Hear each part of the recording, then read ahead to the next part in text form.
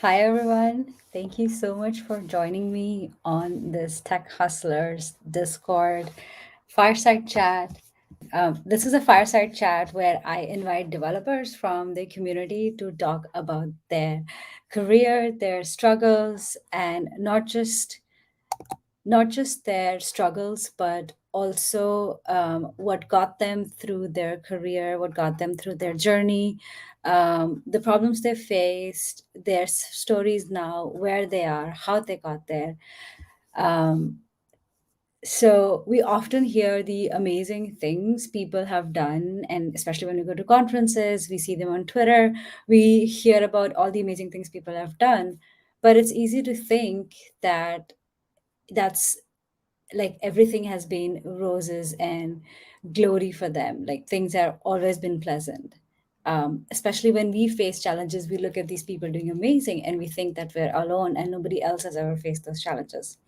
So, with this fireside chat, I want to bring people from the community that we admire so much and talk about behind the scenes of that fame, not just fame, but the success, and talk about what got them there when they were struggling, how did they overcome their struggles, and make you feel a little bit better and a little bit together in this process, that you're not alone in this. There are others who have gone through this and others who are going through this right now as well, and show you the real side of being a developer in this community. Our guest today unfortunately could not make it because she is feeling sick. So it's going to be a fireside chat with me. I thought I would take an opportunity to talk about my life story, and how I got here, um, talk about my career. When I speak at conferences, a lot of people ask me if and how to get, like, if they want to speak at conferences, how to get started. So I thought I would do an AMA talking about all of that stuff. If you have any questions, and please feel free to ask me any questions. So the first question that I'll answer is, like, how did I get started in web development world? So I think, like, I was always interested in like computers. When you're a kid, you're like playing on the computer, and like back in the day. So I did my schooling in India. I did grade 12 in India. I lived in Chandigarh in India. I had a really good, I loved being in Chandigarh. It was my favorite city in all of India. So I grew up in India. I did my high school there. I moved to Canada when after grade 12 into university straight. And so I have been living in Canada. I lived in Canada for 8 years. I did my undergrad there. And then I started my first job in Canada as well.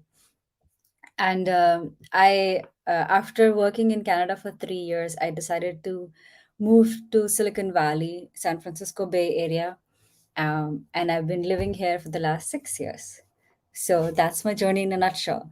And how I got started in web development was, like I was saying, like as kids, we are like interested in computers, and I was very interested in computer class. Like my high school used to have a computer class as well, and I was like, always, that was the highlight of my week. I would always look forward to it.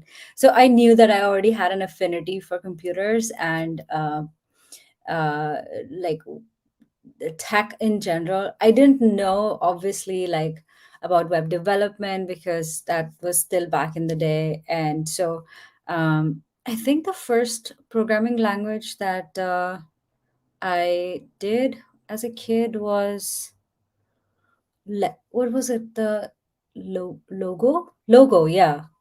Where you like define how many steps to go forward, how many steps to go left and right. So you have a cursor and you like draw images, and that was really fun. So that was my first taste of programming, and as so that's, I guess, when I got first introduced. But in grade 8, I took an HTML and CSS course. My dad enrolled me into it. I was not happy about it, but when I took the course, I was really excited, and it was really fun. So I was like, I want to do this more. And so one course led into another course. I started with HTML, I think CSS wasn't even being used back then. So I with HTML learned JavaScript, and I don't even know what the next thing I learned, but I started learning like how to build websites, and that got me really interested in like build the fun of creating a website itself. So I, like every 90s kid, was it 90s or 2000s? 2000s, yeah. So every 2000s kids, my website would have like a welcome marquee logo, and like the text would scroll on the screen. And it was the most fun I ever had. And I would have like pictures of like cats and dogs and, like cute things. And that was my homepage. And I had so much fun. So I knew like I would want to go into computers, like computer science or computer engineering, and do something with it, because I had so much fun during that class. And then in grade 11 and 12 is when I seriously decided to consider computer. But I missed the deadline, so I couldn't sign up for the course in my high school. And I ended up taking some like stupid, useless course, which I don't even remember the name of. That's how useless it was.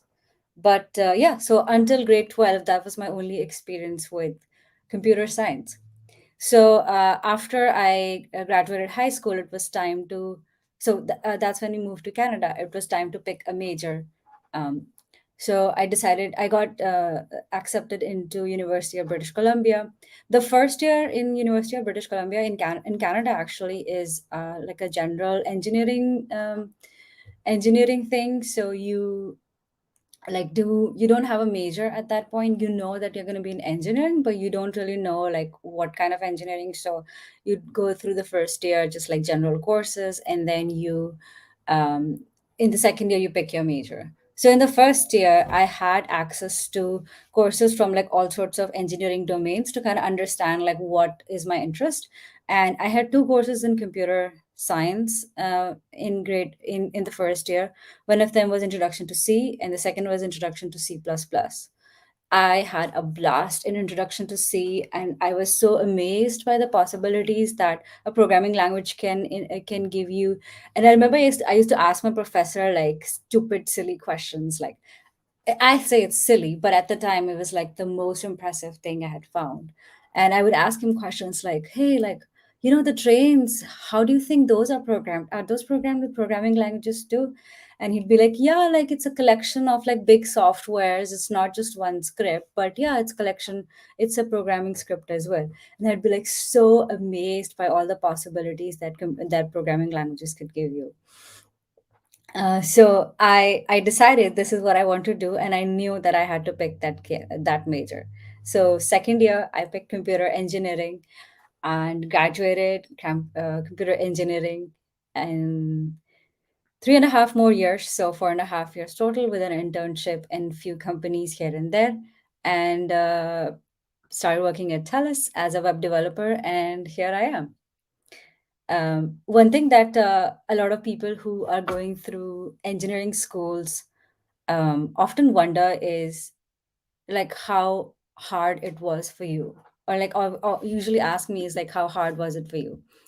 And I I think I was in grade. I think I was in year two, first semester, when it became so overwhelming. We had uh, we had courses that we had one course which was like 11 credits, and for reference, a typical like introduction to C or C++ or any sort of like databases or whatever course would be 3 credits. This course was 11 credits, which basically meant that it was a lot of work. It was like taking 4 courses together, and on top of that I had 4 additional courses. So that year, the first semester, it was just so overwhelming for me. I was like, I was behind in all my assignments. I was failing some of my midterms.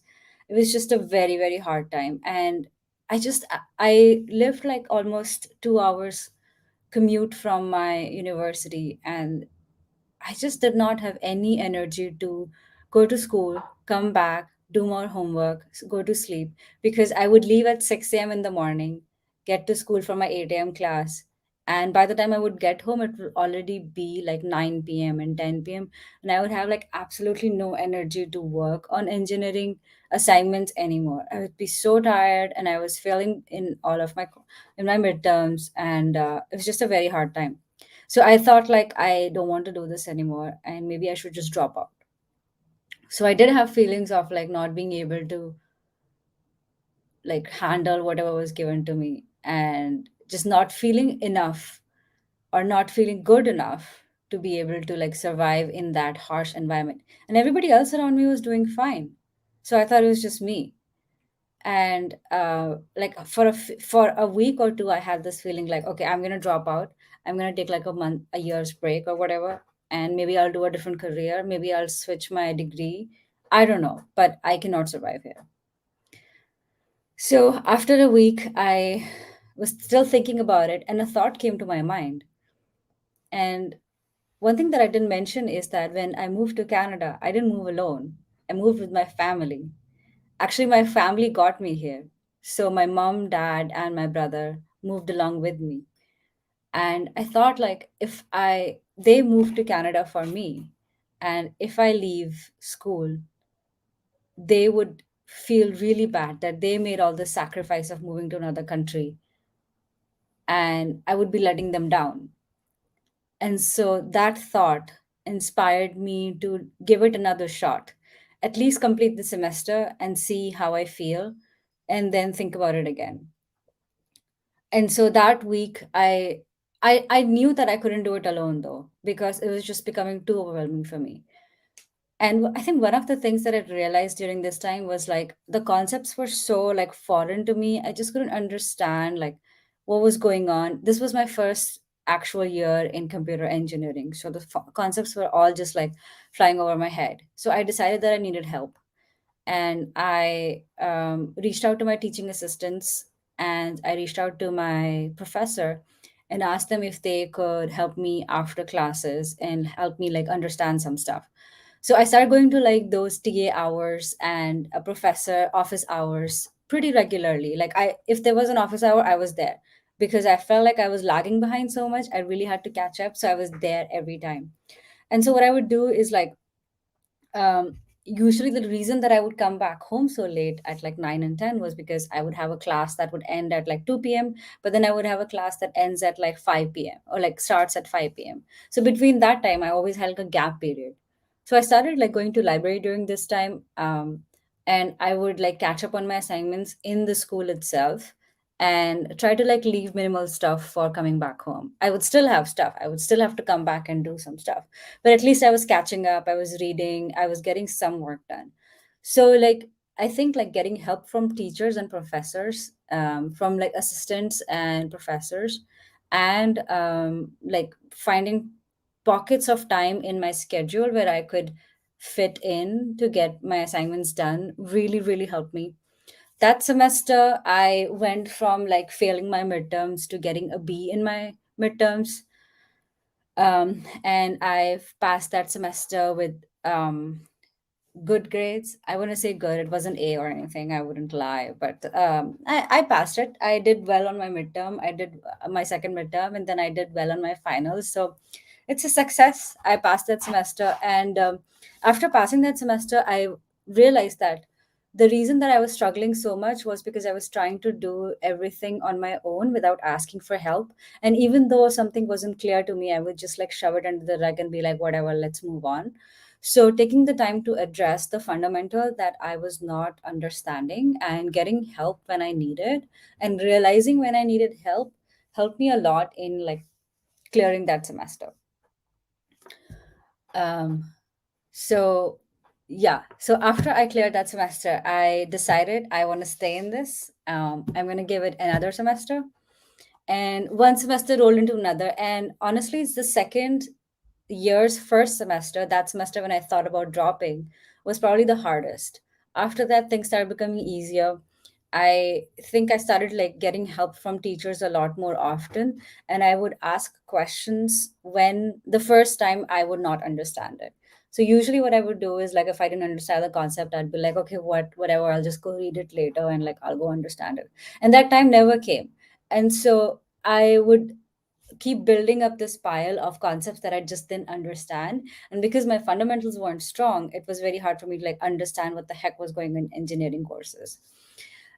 So the moral of the story that I learned from this was get help sooner, and if you are struggling, ask for help. Don't do it alone. And if you feel like you wanna give up on something, give it one more shot, one final honest shot.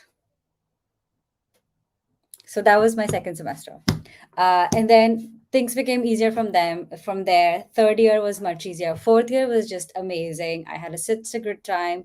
I was a student at that time because I had understood what to do, and everything in year four was all computer science, so I was acing my courses then. I After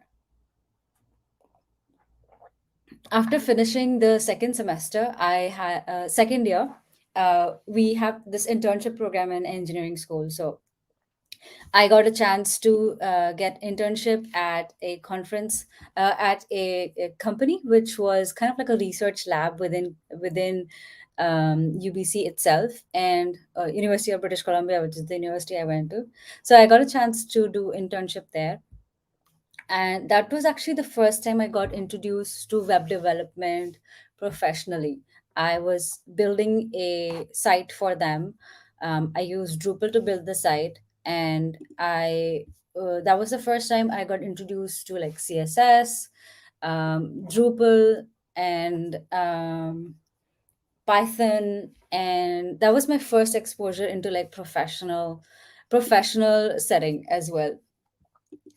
Um, so that experience taught me not just how to like build a site, but also like how to do hosting, how to do everything else around building a site, which is like marketing and gathering images and optimizing a website for performance, for SEO. So that was a really cool experience. And while I was doing that, I realized like building a site using Drupal is a lot easier than building a site using just plain HTML and CSS. And so my dad at the time was also starting his own company, and he asked me if I could build a site for him. So I built a site for him, and having these like two experiences helped me kind of understand how to get into web development field. I got this exposure from one a professional setting and also like a hobby site itself. I built his site using Wix actually, and so that got me interested in like how web development works and interested in doing this as a hobby slash career. And so after I built my dad's site, I decided I want to do more of this, and that's when I started my company called World Web Warriors, www. And it's just a funny name, but the main target of my audience of my company was small and medium businesses who were already doing great in their own field, in their own domain, but did not have a very strong online presence. So that's where I and my company would come in. We would come and talk to them and show them examples of other companies that are doing similarly. So, for example, one of the clients we worked with was a tattoo artist in Vancouver, and they had like we went to their studio. They had like these amazing intricate designs. They were really great tattoo artists, but they didn't have like a Google Maps presence. They didn't have like an online presence where they could take in orders or have a contact form. Their site was very very simple. So we talked to them and showed them like other sites that are other businesses that are also tattoo artists but have like a much better site, and we built a site for them. And they were really happy because it took them from here to here in terms of their online presence, and we were really happy because it was a great learning experience for us. So we would build their sites in WordPress, and building like sites in Drupal and WordPress got me experience with HTML and CSS, but also just like shipping websites fast. And I started taking more and more clients as I went on. So in my third year and fourth year, I was working both full time as a student, but also as a co-founder of World Web Warriors, and um, uh, I guess the only full time engineer on this. So it was a lot of work, but it was really rewarding because that actually got me really interested and really invested in front end development.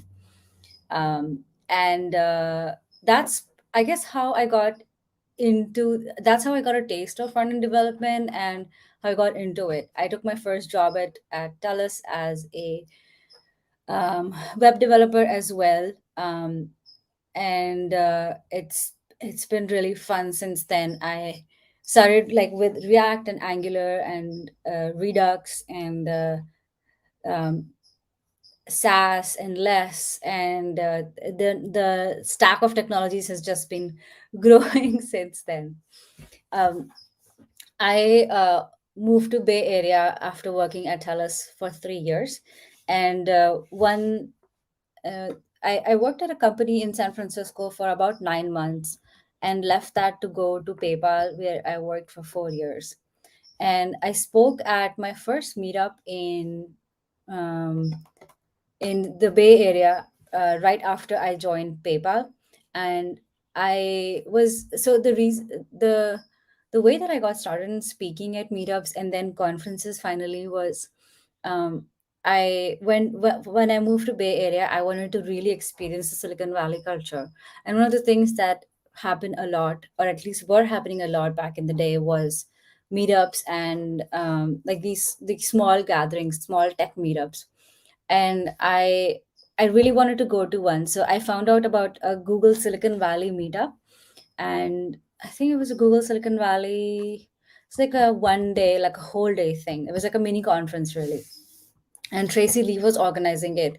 And I think I had actually heard her on a podcast about how she transitioned into tech. And I was really inspired by her story.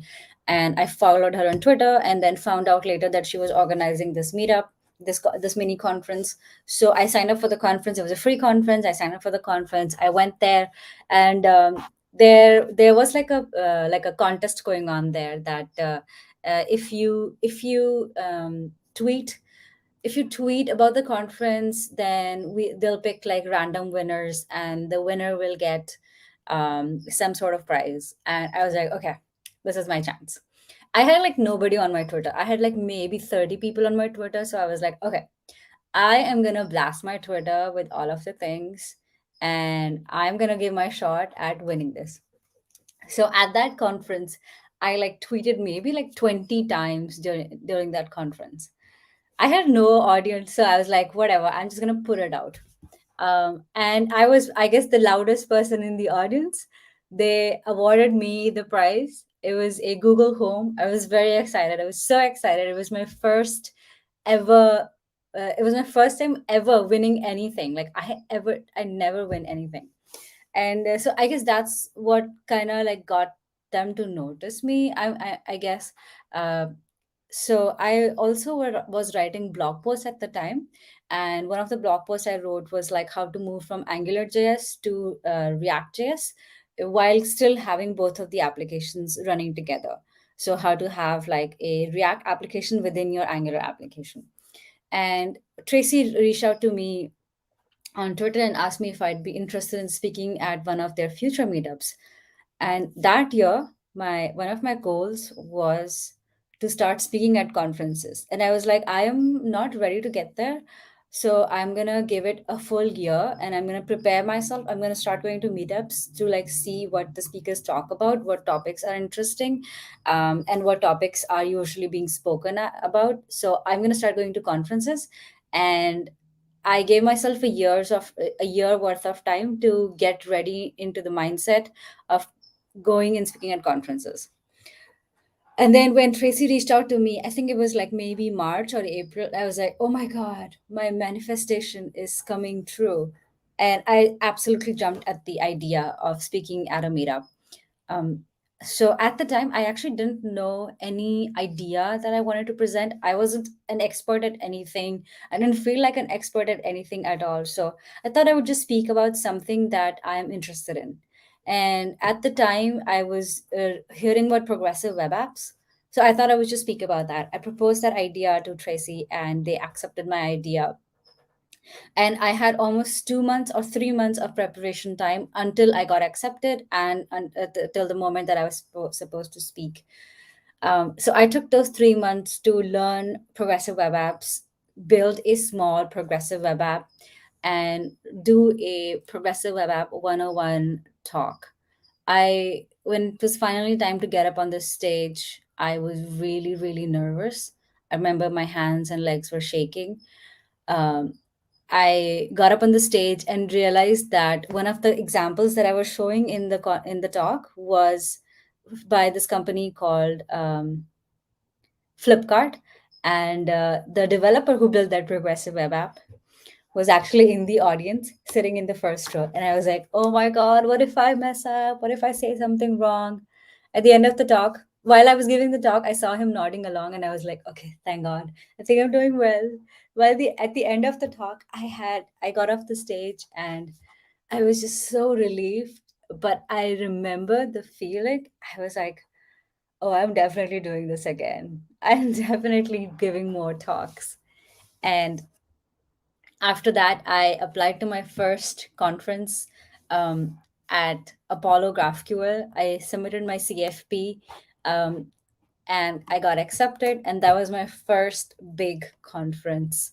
And after that, the opportunity started rolling in. One conference led to another. I spoke at Apollo GraphQL. Then I think I spoke at React India. I spoke at um, GraphQL Asia, which also happened in Bangalore, organized by Hasura. And I had just an amazing time speaking at conferences, and I knew I was going to do it over and over again. And here I am, 5 years later, spoken at, I don't even remember how many conferences in all, in like internationally and nationally. And it's just been an amazing experience. So, if you want to get started speaking at conferences, I would highly suggest going and speaking at a meetup first. Attend a meetup to see like what people are talking about.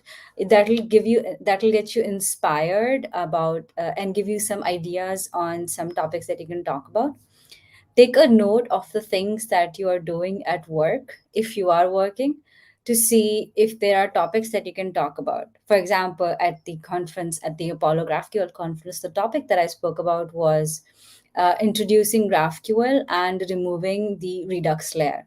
So what we did was we actually removed our entire Redux layer and just used React's state management and Apollo's cache system to get rid of to use any sort of state management. So the topic I spoke about was how to use GraphQL and Redux, and there was an example that I took from work. So, when you're thinking about topics to present, think about topics that you are interested in. Think about topics that you're doing at work. If you can talk about those, think about some challenges that you've overcome in your career, in your professional life, that could be related to tech stack, or that could be related to soft skills as well. So, think about that. And then the fourth is anything that you want to learn and haven't had a chance to talk about it yet. So, for range of topics, once you have a few topics in mind, reach out to the organizers of maybe a meetup. Start with a meetup, I would suggest, because the audience is a lot more smaller and it's a lot more intimate. People are a lot more welcoming, and meetups, local meetups especially, are always looking for speakers. So, reach out to a meetup organizer and ask them if they would be interested in any of the 3 or 4 topics that you have in mind. Once your talk gets accepted, I'll also have a YouTube video on speaking at conferences coming up very soon in the next 2 weeks, so stay tuned for that. But once you have gotten your topic accepted, prepare your talk. Give it at least a few weeks of preparation. Speak Practice giving your talk, and practice giving a talk in front of audience as well. Especially, it would be especially helpful if it's a technical audience. So practice giving a talk in front of audience, and that will help you kind of gauge the reaction, help you practice the talk, but also make sure you're technically accurate and get it like peer reviewed by somebody. And once you have your talk prepared, you practice it a few times, then at the day of the event, make sure you arrive a little bit early, practice your talk, try to not leave slides for last minute. I know it's hard, but try to not leave slides for the last minute. And at during the talk itself, the first minute I feel like is the most awkward, and it's the hardest moment of giving a talk. So during the first minute, I like to actually just start off with a dev joke. That's my secret of feeling comfortable at stage. So you can start off with a dev joke, or you can start off with just any joke, a dad joke, or you can start off with a story about yourself. um, or you can start off with a fun fact. So something light to kind of get your ease your nerves and make you easy to relate with, from an audience perspective. And once you have like that little bit of comfort, it becomes easier to go through the talk uh, and do a great job. And after you are done, 20 minutes or 25 minutes, thank the audience. Provide your like Twitter, or wherever you are available online, so that people can get in touch with you and apply to more conferences. And that's basically it. The only magic there is preparation and reaching out to meetups, because that's a intimate and easier audience to get started with. So I know we're just about time, and I'm going to see if there's any questions in Discord or YouTube that I can answer. There was a lot of me just rambling, so I hope that was helpful. Okay, if you have any questions, please leave them down for me.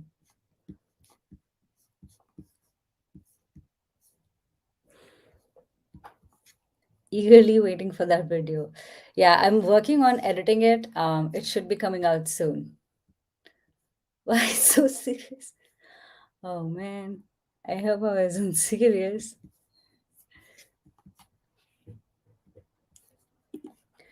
Okay. The next part of this fireside chat or Discord hangout is, we're going to hop into Discord, and we are going to talk about our goals and what we are working on.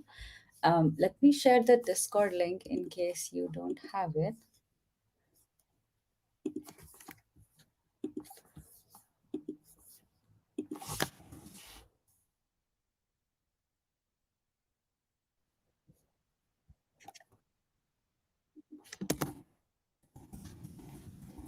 So here's the Discord link. Um, if you are working on a goal this year towards something, come and bring your goal in Discord. We have a goal tracking system now, and the idea of the next part is to keep you accountable towards achieving your own goal and provide you a community that supports you in helping you achieve your goal. I will see you next 9th, July 9th, with another guest. Until then, take care. Bye.